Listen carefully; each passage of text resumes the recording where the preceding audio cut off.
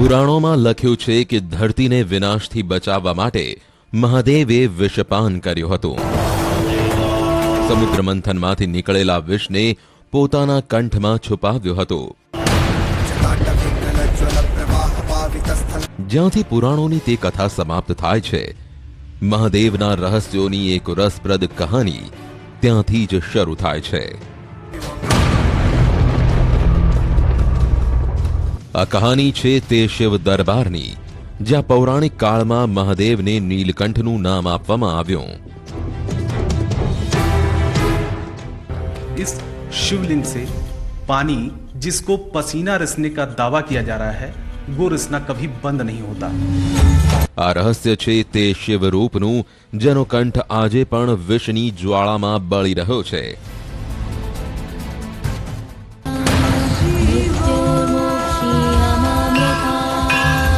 ન જાણે શું છે તે શિવ મૂર્તિમાં કે તેના કંઠમાંથી પરસેવાના ટીપા ટપકવાનું બંધ નથી થતા.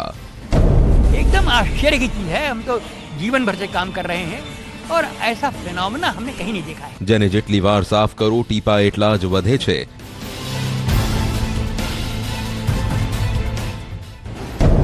लगातार रिसा हो रहा है और रिसना बंद नहीं हो रहा है.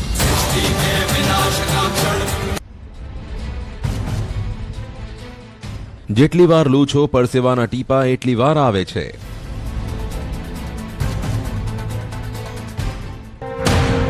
पहुंचने के बाद जो है फिर से पसीना निकला. बूंद बूंद निकलता है, थोड़ा सा झिलमिलाता रहता है पसीना. આજે શોધીએ શિવપુરાણની યુગો જૂની એક કહાની. આજે જઈએ જમીનથી 150 ફૂટ નીચે એક ઊંડી ગુફામાં.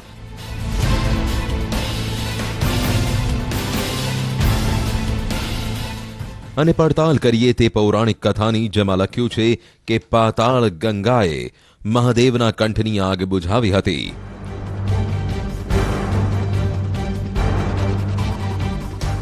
આજે શોધીએ તે નિશાનીઓ જે તે ગુફાઓમાં રામાયણના પુરાવા બનીને સામે આવી છે. આજે પડતાલ કરીએ શિવના તે રૂપની, જેમના ચમત્કારને આખી દુનિયા નમસ્કાર કરે છે. આજે ઉતરીએ ત્યાં જ્યાં આજથી પહેલા કોઈ કેમેરો નથી પહોંચ્યો.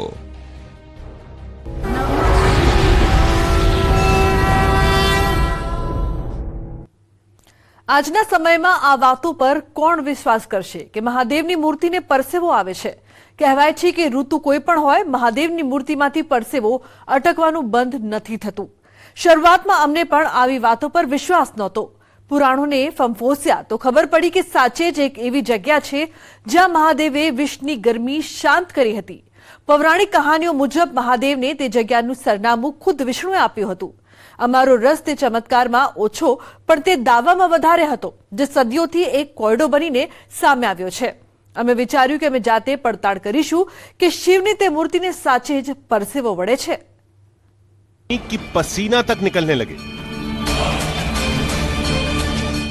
શિવલિંગ કોઈ પણ હોય તે પથ્થરનું જ હોય છે. એક પથ્થરમાંથી પરસેવો કેવી રીતે નીકળે? પણ જે શિવલિંગનો દાવો અમારી સામે કરવામાં આવી રહ્યો હતો તે કોઈ સામાન્ય શિવલિંગ નહોતો. કહેવાય છે કે તે સાક્ષાત નીલકંઠ અવતારનું પ્રતીક છે, જેના ગળામાંથી આજે પણ વિષની ગરમી પરસેવો બનીને ટપકે છે.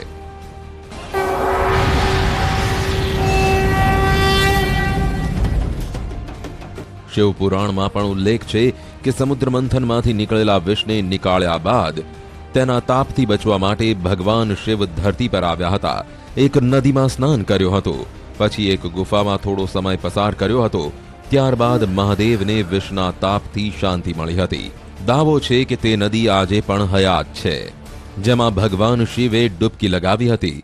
તે કંદરા આજે પણ એક પર્વતમાં સ્થિત છે, જેમાં મહાદેવે શરણ લઈને ખુદને શીતળ કર્યા. जैसे कहा जाता है कि शंकर जब आए यहाँ पर, तब से जब उन्होंने जहर पी लिया, पचा लिया, अब जलन के शांति के लिए उन्होंने अपनी योग विद्या से ये लगातार कांस्टेंट कूल रखने के लिए, लगातार ठंडक बनी रहने के लिए उन्होंने पसीना ये किया. और मैं भी मानती हूँ कि वो जो उनको निकल रहा है पसीना ही है, क्योंकि कोई जान ही नहीं पाया कि मतलब ये कहाँ और क्या हो रहा है. कहाँ से ये आ रहा है। सब लोगों ने बहुत प्रयास किए कि नहीं ये पानी है, पानी की धारा है, लेकिन कोई नहीं जान पाया। जेठ बैसाख की दोपहरी थी, तो हम जो है सूती रुमाल लिए थे, तो हमने जो है उनके कंठ में पोंछा। पोंछने के बाद जो है फिर से पसीना निकला, दोबारा फिर पोंछा, फिर पसीना निकला। तो उन लोगों ने कहा कि यार है तो है ही। तो ये जब विस्पान किया था तब इनको यहाँ जो है शांति मिली थी, इसलिए जो इनका पसीना आज भी बंद नहीं है, इनका आज भी चलता है। અદ્ભુત આવો દાવો અમે આજ સુધી નથી સાંભળ્યો, જે મુજબ ભગવાન શિવની તે ગુફા, તે નદી આજે પણ ધરતી પર છે.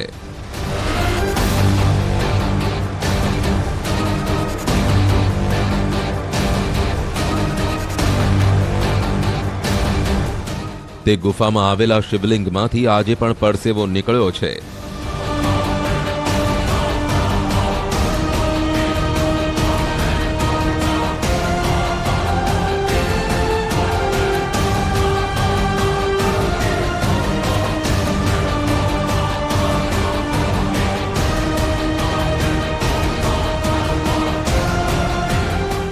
તે પણ કહેવામાં આવ્યું કે આ ચમત્કારને જ્યારે જુઓ ત્યારે આંખોથી જોઈ શકાય છે. પડતાલની આ તક અમે કેમ ગુમાવતા? અમે તે જગ્યા શોધી કાઢી. અમારો મુકામ હતો ઉત્તર પ્રદેશના બાંદાનું નીલકંઠેશ્વર મહાદેવ. નીલકંઠેશ્વર મંદિર અંગે અમને ખબર નહોતી, બસ એટલી ખબર હતી કે તે અદ્ભુત શિવલિંગ બાંદાની અંદર છે, તેની સાથે એક લીલા જોડાયેલી છે.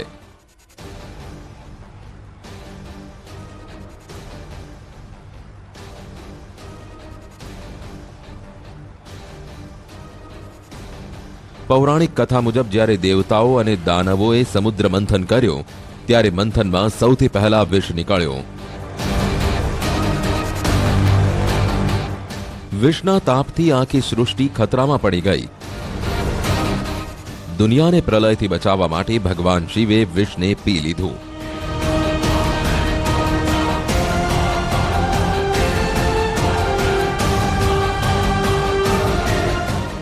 દાવા મુજબ શિવનું આ અદ્ભુત ધામ મહાદેવના નીલકંઠ અવતારનું સૌથી મોટું સાક્ષ્ય છે,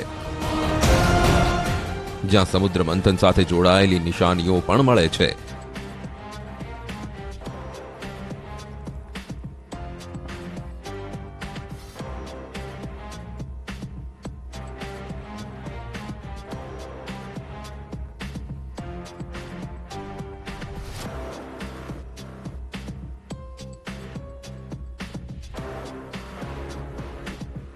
કહાની મુજબ મહાદેવે પહેલા તે પાતાળ ગંગામાં ડૂબકી લગાવી,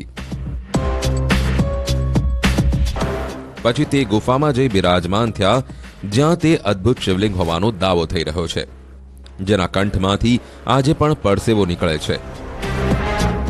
અમે પણ નક્કી કર્યું કે પહેલા તે પાતાળ ગંગાની પડતાલ કરીશું, પછી તે શિવલિંગની શોધ કરીશું.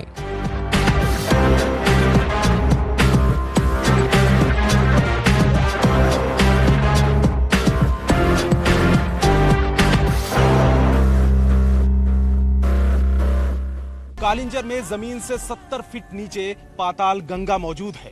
मान्यता है कि शिव जी के विष की गर्मी को ठंडा कर पाताल गंगा पाताल में समा गई। लोगों का दावा है कि उसके प्रमाण आज भी मौजूद हैं। इस दावे में कितनी हकीकत है, उसके लिए हमें पाताल गंगा की तरफ रुख करना होगा। આ જંગલોમાં પાતાળ ગંગા ક્યાં છે, જમીનના કયા ખૂણામાં વહી રહી છે, અમને કંઈ ખબર નથી. રસ્તો બતાવવા માટે માત્ર એક ગાઈડ હતો, જે ખૂબ ડરેલો હતો. આ વિસ્તારમાં ક્યારેય નહોતો આવ્યો. આ ખતરાઓ વચ્ચે અમે પાતાળ ગંગા પહોંચી શકીશું?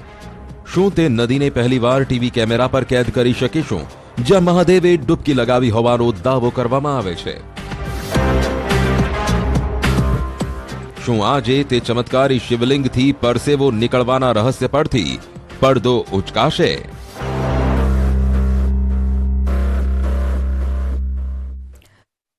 તે માનીને ચાલી રહ્યા હતા કે શિવલિંગના કંઠમાંથી પરસેવો નીકળવાની વાત જરૂર કોઈ ભ્રમ હશે, પણ આ શિવધામ સાથે જોડાયેલી રહસ્યમયી કહાનીએ અમને ચોંકાવી દીધા. આ કહાનીમાં કેટલી હકીકત છે, કેટલી કલ્પના, તેની પડતાળ અમારે કરવાની હતી. માનવામાં આવે છે કે તે શિવલિંગ સમુદ્ર મંથનકાળનું છે. હજારો વર્ષ જૂનું, જ્યાં દાવો કરવામાં આવે છે કે પૂજા કરવા માટે ભગવાન રામ પણ આવ્યા હતા અને પાંડવ પણ. કહેવાય છે કે સૌથી મોટો શિવભક્ત રાવણ પણ આ શિવધામમાં આવી ચૂક્યો છે. જે શિવલિંગ સાથે આટલી બધી પૌરાણિક કથાઓ જોડાયેલી હોય તે શિવલિંગ કેવું હશે તે રહસ્ય પરથી હવે પડદો ઉંચકાવાનો હતો.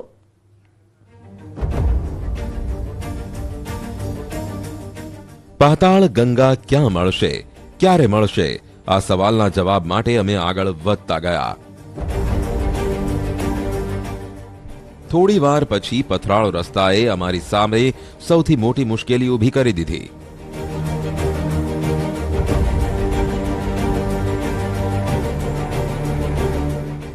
कई किलोमीटर तक हम पैदल चल चुके हैं और इसके आगे एक बड़ा पत्थर है, लेकिन बेहद ही चिकना है और अगर हम थोड़ा सा भी फिसले तो गहरी खाई में भी गिर सकते हैं. और ऐसे में अब हमें रस्सी का सहारा लेना होगा और रस्सी के सहारे हम आगे बढ़ेंगे.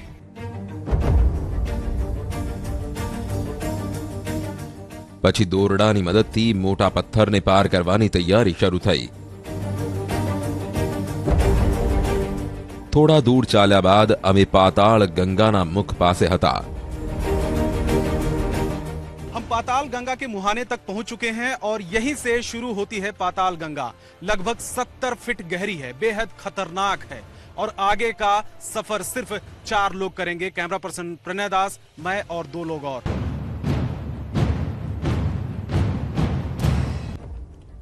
ત્રીસ ફૂટ નીચે ઉતર્યા બાદ 2 સીડીઓ મળી જે નીચે આગળ વધતી જ જતી હતી. ધીરે ધીરે થાક હાવી થઈ રહ્યો હતો. 40 फीट की गहराई तक हम पहुंच चुके हैं इस रस्सी के सहारे. ये पाताल गंगा काफी गहरी है और हमें बताया गया था कि 70 फीट गहरी है. અમે નીચે ઉતરી જઈ રહ્યા હતા પણ સીડીઓનો બીજો છેડો નજરે નહોતો પડી રહ્યો. આગળ બહુ અંધારું હતું. मुझे अब कुछ आगे दिखाई नहीं दे रहा है. अब इसके आगे कैमरे की लाइट का सहारा लेना पड़ेगा, वरना कोई जानवर भी आगे हो सकता है, जहरीला सांप भी हो सकता है, कुछ भी हो सकता है. गहरी खाई में पैर पड़ सकता है, यानी खतरा बेहद है और आगे अब हमें कैमरे की ही लाइट का सहारा लेना पड़ेगा.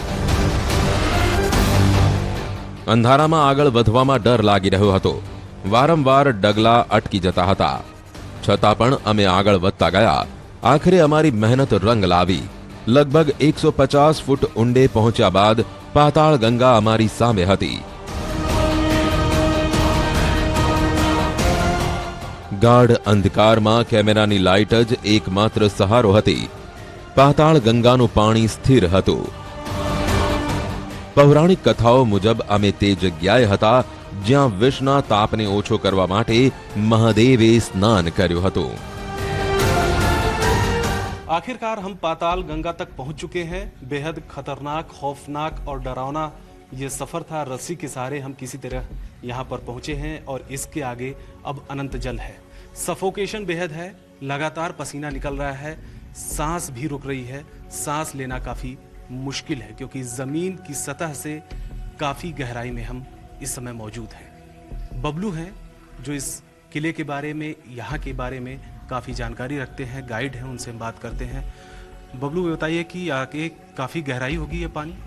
सर मैं एक तो पहली बार आप लोगों के साथ जान जोखिम में डाल के आप लोगों के साथ आया हूँ. आज तक 20 वर्ष हो गए मुझे गाइडलाइन से करते हुए, आज तक कभी मैं यहाँ आ नहीं पाया. लेकिन आप लोगों के द्वारा रस्सी के सहारे आया हूँ. जब समुद्र मंथन हुआ, सृष्टि की रचना हुई थी, भगवान शिव ने विष ग्रहण किया था, तो यही कुंड है, यहीं पर उनको शांति मिली थी. जब से ये जो जल है पूरा काली, देखिए बिल्कुल निश्चित जल रहता है और ये जल किसी पर हर तरह शुद्ध रहता है, इस पर कोई कीटाणु नहीं मिलेंगे. और भगवान शिव ने विष ग्रहण करने के बाद यहीं उनको शांति मिली थी. और यही जो एक पूरा राग कट कंड के बना हुआ है स्वर्गारोहण, ये पाताल गंगा है सर. और ये इसकी कोई थाह नहीं, आज तक कोई यहाँ पर आ नहीं पाया और ये पता नहीं कि कितनी गहराई है. सफोकेशन बेहद है और यहाँ के बाद काफी, जैसा कि ये कह रहे हैं कि गहराई भी है और जानवर भी हो सकते हैं, पानी के सांप भी हो सकते हैं जहरीले, क्योंकि गुफा है, गहराई बेहद है, छिपने का स्थान है और ज़्यादा देर तक यहाँ पर रुकना खतरे से खाली नहीं है। ऐसे में हमें जितनी जल्दी हो सके यहाँ से निकल जाना चाहिए।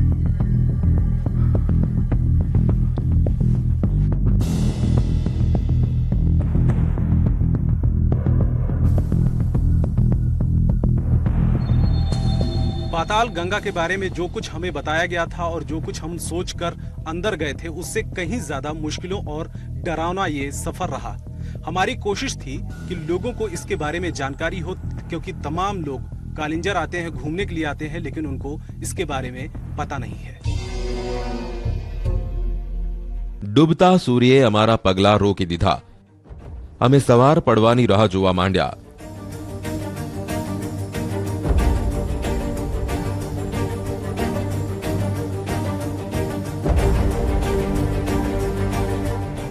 સવાર પડતા જ અમે તે પર્વત તરફ આગળ વધ્યા જ્યાં તે ચમત્કારી શિવલિંગ છે.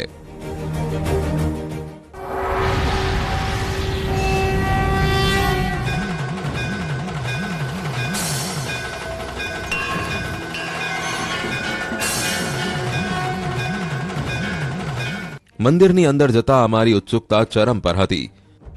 ગણતરીની પળોમાં જ અમે મંદિરની અંદર હતા. પણ અંદરનો નજારો જોઈ અમે ચોંકી ઉઠ્યા. અંદર કોઈ શિવલિંગ નહીં, પણ એક વિશાળ મૂર્તિ હતી. હા, તેનો આકાર જરૂર શિવલિંગ જેવો હતો. મહાદેવની આ મૂર્તિ અદ્ભુત હતી, અલૌકિક હતી. આવું અમે પહેલીવાર જોઈ રહ્યા હતા. કહેવા માટે તો આ શિવલિંગ હતું, પણ ધ્યાનથી જુઓ તો તેનો સમગ્ર આકાર મહાદેવના માથા સમાન હતો. સૌથી ઉપર જટા, લાંબો ચહેરો, નાક, મોં, પછી ગળો. તે ગળાવાળા ભાગમાંથી સતત પાણી વહી રહ્યું હતું. માન્યતા છે કે આ પરસેવો છે. અમે ધ્યાનથી જોયું. શિવલિંગના ઉપરનો ભાગ પણ ભીનો હતો, પણ નીચે ગળાના ભાગથી પાણી બહુ ઝડપથી વહી રહ્યું હતું. જો તમે શિવલિંગને દૂરથી જોશો તો ફરક સ્પષ્ટ નજરે પડશે. ગળાનો ભાગ ઉપરના ભાગ કરતા વધારે ભીનો જોવા મળે છે.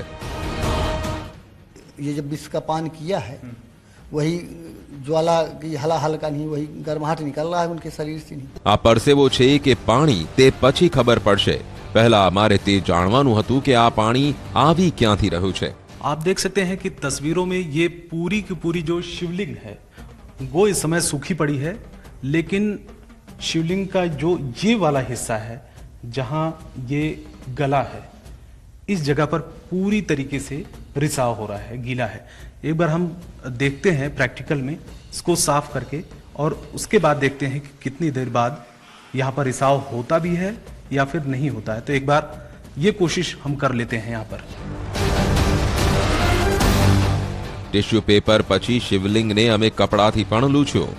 जहाँ से ये रिसाव हो रहा है वहां पर हमने पहले टिश्यू से और इसके बाद फिर कपड़े से पूरी तरीके से साफ कर दिया. यानी कि इस समय ये सूखा हुआ है ये हिस्सा, और हम थोड़ी देर तक अब इंतजार करेंगे कि आखिर में रिसाव होता भी है या नहीं होता है. થોડી વાર પછી શિવલિંગ પાછું ભીનું થઈ ગયું. ये देखिए कि किस तरीके से यहाँ पर पानी का रिसाव हो रहा है. ये हिस्सा सूखा हुआ है. अभी थोड़ी देर पहले हमने पूरी तरीके से इसको साफ कर दिया था, लेकिन यहाँ पर लगातार रिसाव हो रहा है. मेरे हाथ पूरी तरीके से गीले हो रहे हैं, यानी कि लगातार रिसाव इस हिस्से में हो रहा है. और ये दावा किया जा रहा है कि सैकड़ों सालों से यही रिसाव हो रहा है यहाँ पर. આ શિવલિંગ પર્વત પર આવેલા કિલ્લાના ઉત્તર ભાગમાં હતું. અહીં જળ સ્ત્રોતની ફોર્મ્યુલા લાગુ કરવી મુશ્કેલ હતી. તો આ પાણી ક્યાંથી આવી રહ્યું છે? સવાલનો જવાબ અમને પણ નથી સૂઝી રહ્યો. પાણીના સેમ્પલ સાથે અમે નીલકંઠ મંદિરમાંથી નીકળી ગયા. આશા હતી કે સેમ્પલમાંથી જે પરિણામ મળશે તેનાથી નીલકંઠ મંદિરની વર્ષો જૂની આસ્થાનો કોયડો ઉકેલાશે. વિજ્ઞાનના તર્ક પોતાની જગ્યાએ સાચા છે. બની શકે કે પર્વતની અંદર વહેતા જળ સ્ત્રોત શિવલિંગમાંથી બહાર નીકળતા હોય, જેને ચમત્કારનું નામ આપવામાં આવી રહ્યું છે. જો કે કેટલીક વાતો એવી પણ છે જેને નકારી શકાય તેમ નથી. બુંદેલખંડ જેવા દુકાળગ્રસ્ત વિસ્તારમાં પર્વતોની અંદર કોઈ જળધારા વર્ષો સુધી વહે તે મુશ્કેલ છે. ત્યારે નીલકંઠ મહાદેવ અને ત્યાંથી દૂર પાતાળ ગંગાની કહાની અંદરો અંદર જોડાય જરૂર છે. સૌથી મોટી વાત પૌરાણિક કથાઓમાં અને શિવપુરાણમાં આ ઘટનાનો ઉલ્લેખ કેવી રીતે છે. અન્ય સમાચારની જો વાત કરીએ તો અંબાજીમાં યોજાયો સમસ્ત હિન્દુ જનજાતિ સમાજ લગ્નોત્સવ.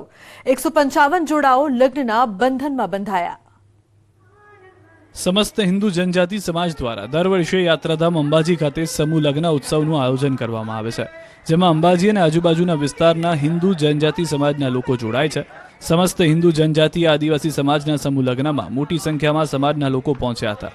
155 યુગલોએ આ સમૂહ લગ્નમાં પ્રભુતામાં પગલાં પાડ્યા. લગ્ન પૂર્વે વિશાળ વરઘોડાનું આયોજન કરાયું. હિન્દુ વિધિ સાથે તમામ યુગલોના લગ્ન કરાવાયા હતા. સમાજના આગેવાનોએ પણ આ સમૂહ લગ્નમાં હાજરી આપી હતી. સવારે 155 વરવધુના સમૂહ લગ્નનો વરઘોડો કાઢવામાં આવ્યો હતો, જેમાં મોટી સંખ્યામાં લોકો ડીજેના તાલે નાચતા ગાતા વરઘોડામાં જોડાયા હતા. વરઘોડાના લીધે અંબાજીના તમામ માર્ગો માનવ મહેરામણથી ઉભરાઈ ગયા. વરઘોડા અને લગ્નોત્સવમાં અંબાજી પોલીસ દ્વારા ચુસ્તપણે બંદોબસ્ત ગોઠવવામાં આવ્યો. ભાવનગરની કામધેનુ ગૌશાળામાં અબોલ પશુઓની વર્ષોથી કરાય છે સાર સંભાળ, જેની વિશિષ્ટ સેવાની નોંધ રાજ્ય કક્ષાએ પણ લેવાય છે. ભારતની પ્રાચીન ગૌ સંસ્કૃતિને જીવંત બનાવવા ગોહિલવાડના શહેરો અને ગામોમાં ઠેર ઠેર અનેક ગૌશાળા અને પાંજરાપોળ આવેલા છે, જ્યાં ગૌમાતાના રક્ષણની સાથે ગૌ સંસ્કૃતિના રક્ષણ અને સંવર્ધનની ભગીરથ પ્રવૃત્તિઓ ધમધમી રહી છે. જે પૈકી ભાવનગરની કામધેનુ ગૌશાળાની અબોલ પશુ પક્ષીઓની વિશિષ્ટ સેવાની રાજ્ય કક્ષાએ નોંધ લેવાઈ છે. શહેરના જૂના બંદર રોડ પર આવેલા આ કામધેનુ ગૌશાળામાં બીમાર, નિરાધાર અને ઇજાગ્રસ્ત ગાયોની સારવારની સાથે પ્રેમભરી સંભાળ થઈ રહી છે. વર્ષ 2004માં કંડીવાડમાં રહેતા જીવદયા પ્રેમી યુવાનોએ શહેરીજનોના સહકારથી ભાવનગરમાં છેવાડે કામચલાઉ ગૌશાળા શરૂ કરી હતી. પ્રારંભે 5 પશુથી શરૂ થયેલા ગૌશાળામાં હાલ 350થી વધુ બીમાર અને નિરાધાર ગાયોની સેવા થઈ રહી છે. તો ગૌશાળાની સેવાકીય પ્રવૃત્તિ સાથે હાલ 100થી વધુ સેવાભાવી જીવદયા પ્રેમીઓની ટીમ અલગ અલગ કામગીરી સંભાળી રહ્યા છે, જેઓ દિવસે પોતાના ધંધા રોજગાર નોકરી કરી મોડી સાંજથી રાત્રિ દરમિયાન સ્વખર્ચે ગૌસેવા કરે છે.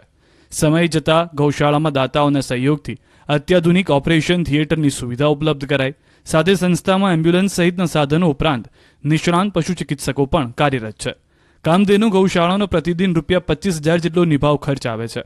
ન માત્ર ગાયો પરંતુ મકર સંક્રાંતિ પર્વ દરમિયાન ઇજાગ્રસ્ત થયેલ પક્ષીઓની પણ સારવાર કરાઈ રહી છે. તેમજ ઇજાગ્રસ્ત ગાયો માટે ખાસ ખાટલાની પણ વ્યવસ્થા કરાઈ છે. ત્યારે વર્ષોથી આ ગૌશાળામાં ગૌ સેવા પરમો ધર્મની લોકોકિત ખરા અર્થમાં સાર્થક થઈ રહી છે. સોનાના ઈંડા આપતી મરઘીની વાત તો તમે સાંભળી હશે. આજે અમે તમને એક એન્જિનિયર વિશે જણાવીએ કે જેઓ મરઘીના ઈંડા નહીં પણ ચરકમાંથી મહિને લાખોની કમાણી કરી રહ્યા છે. હવે મરઘીના ઈંડા બાદ ચરકમાંથી પણ કમાણી. અમદાવાદના એન્જિનિયરનો અનોખો આઈડિયા. સફેદ કોલસા તરીકે ઓળખાય છે અનોખી શોધ. સોનાનું ઈંડું આપતી મરઘી વિશેની વાર્તા તો સૌ કોઈએ સાંભળી જશે, પરંતુ આ માત્ર વાતને અમદાવાદના એન્જિનિયરિંગના વિદ્યાર્થીએ હકીકતમાં કરી દેખાડી છે.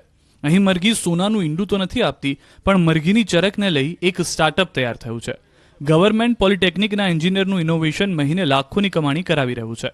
પોલ્ટ્રી ફાર્મમાંથી નીકળતી મરઘીઓની ચરકને કોમ્પોનન્ટ કરી છાણિયું ખાતરની જેમ તૈયાર કર્યું છે. મરઘીઓની ચરકમાં એમ જ પડી રહે તો વાતાવરણમાં મિથેન અને કાર્બન ડાયોક્સાઇડ ફેલાઈ નુકસાન થાય.